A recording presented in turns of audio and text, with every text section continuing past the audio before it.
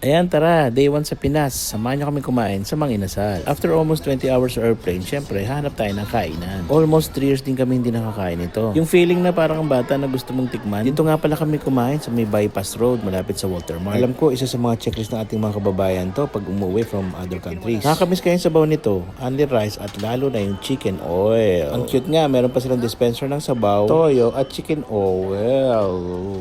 Ayan, di na nakapagintay si Bunso, tinikman na ang sabaw. Ang tagal ng biyahe namin from New Zealand to Pinas, kaya gutom na rin kami. Shoutout nga pala kay Ate Ivy sa pagsundo. Thanks! Shoutout nga pala kay Sir Manager kasi tinulungan niya kami magbuhat ng mga foods. Ang in-order nga pala namin ay picho, paa, only rice, halo-halo at sisi. Thank you Lord! Naingatan niyo kami sa biyahe. Thank you po. Dito na kami sa Inasal. Lager pa. At ayun na nga, sinubaw na ni Bunso ang chicken oil. Tapos nagkamay na siya at syempre, extra rice please. Syempre, gumawa na rin tayo ng sausawan, kalamansi, toyo at sili.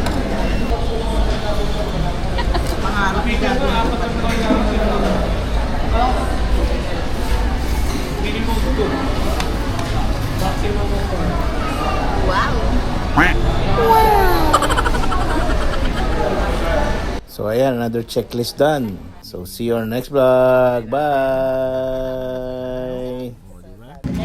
Si Lexus? Oo. Basta? Kaibigan. Hindi mo nakilala, no?